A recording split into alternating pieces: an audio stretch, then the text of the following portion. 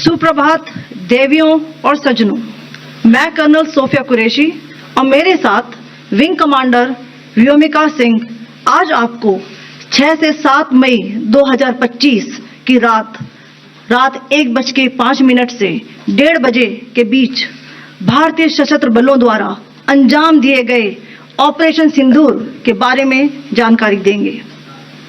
Operation सिंदूर 22 अप्रैल को पहलगाम में हुए विभत्स आतंकवादी हमले के शिकार मासूम नागरिकों व उनके परिवारों को न्याय देने के लिए लॉन्च किया गया था। इस कार्रवाई में 9 टेररिस्ट कैंप्स को टारगेट किया गया और पूरी तरह से इसे बर्बाद किया गया।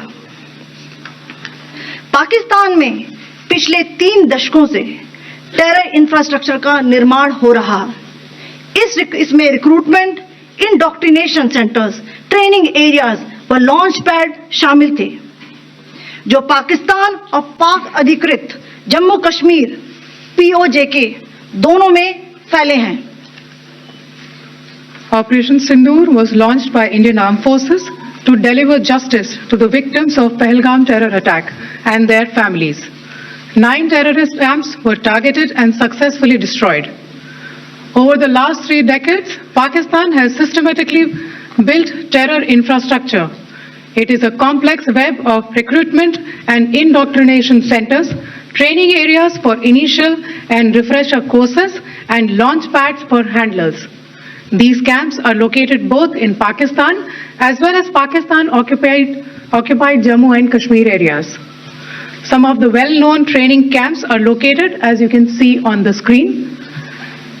They are distributed from Sawai Nala in the north, counting to approximately 21, ending at Bhagalpur to the south. इन लक्ष्यों का चयन विश्वसनीय इंटेलिजेंस सूचनाओं के आधार पर हुआ ताकि आतंक गतिविधियों की रीढ़ तोड़ी जा सके, और यह खास ध्यान दिया गया कि निर्दोष नागरिकों और सिविलियन इंस्टॉलेशन को नुकसान न पहुंचे।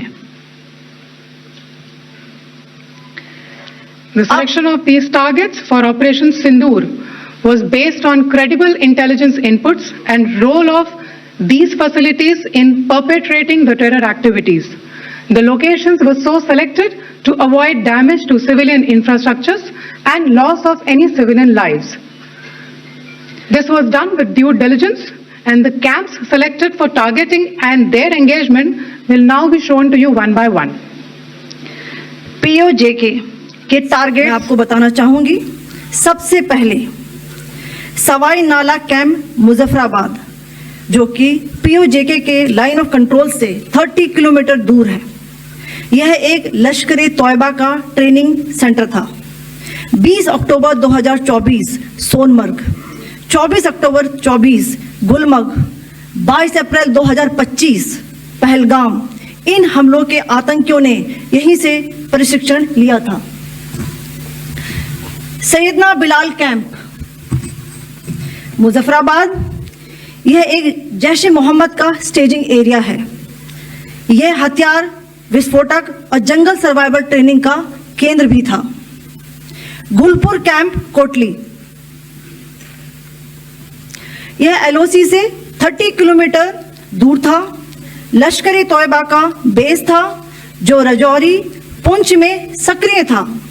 20 अप्रैल 2023 को पुंछ में और 9 जून 2024 को तीर्थ यात्रियों के बस हमले में यहीं से आतंकी को ट्रेन किया गया था।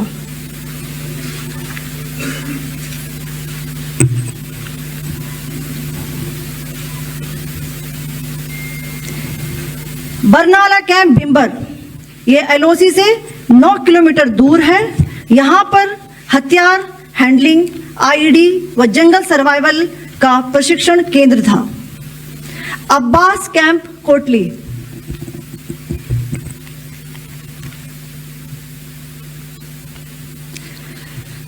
यह LOC से 13 किलोमीटर दूर है। लश्कर-ए तौयबा का फिदाइन यहां तैयार होता था। इसकी कैपेसिटी 15 टेररिस्ट को ट्रेन करने की थी।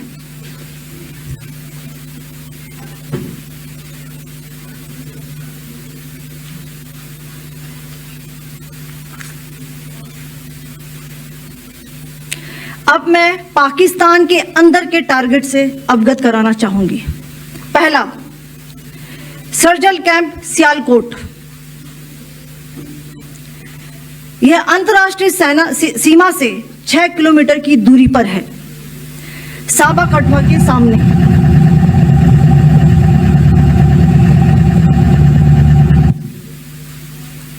मार्च 2025 में जम्मू एंड कश्मीर पुलिस के 4 जवानों को की जो हत्या की गई थी, उन आतंकवादियों को इसी जगह पर ट्रेन किया गया था। दूसरा, महमूना जाया कैंप सियालकोट। यह 18 से 12 किलोमीटर आईबी से दूर था। हिजबुल मुजाहिदीन का बहुत बड़ा कैंप था। यह कठुआ जम्मू क्षेत्र में आतंक फैलाने का नियंत्रण केंद्र था। पठानकोट एयरफोर्स बेस पर किया गया हमला भी इसी कैंप से प्लान और डायरेक्ट किया गया था। मरकज ताइबा मुरीद के, यह आईबी से 18 से 25 किलोमीटर दूरी पर है। 2008 के मुंबई हमले के आतंकी भी यहीं से प्रशिक्षित हुए थे। अजमल कसब व डेविड हेडली भी यहां ट्रेन हुए थे।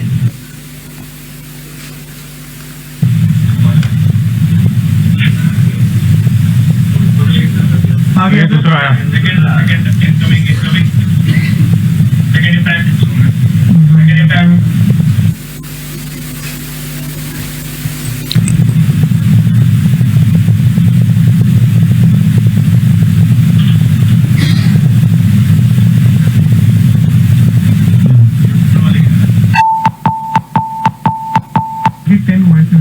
टारगेट 10 है, एंक्लोजर सेम ही है। 7 it is hit the target. हां हां।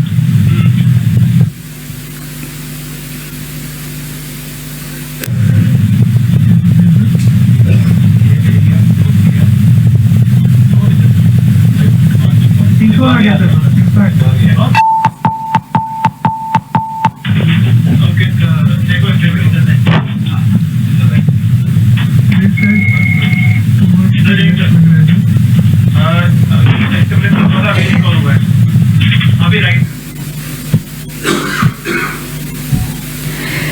मरकज सुभान अल्लाह भावलपुर, ये इंटरनेशनल बाउंड्री से 100 किलोमीटर दूर है। जैश ए मोहम्मद का मुख्यालय था। यहाँ पर रिक्रूटमेंट, ट्रेनिंग व इंडोक्ट्रिनेशन का केंद्र भी था। शीर्ष आतंकी अक्सर यहाँ आते थे। मैं आप सबको बताना चाहती हूँ कि किसी भी सैन्य ठिकाने का निशाना नहीं बनाया गया और अभी तक किसी तरह की नागरिक क्षति की रिपोर्ट नहीं है। धन्यवाद। जय Hind. The strike on the terror camps were undertaken through precision capability, as shown to you. A niche technology weapons with careful selection of warheads was ensured so that there will be no collateral damage. The point of impact in each of the target was a specific building or a group of buildings. All the targets were neutralized with clinical efficiency, and the results reiterate the professionalism of the Indian Armed Forces in the planning and execution of their operations. No military establishments were targeted. India has demonstrated considerable restraint in its response.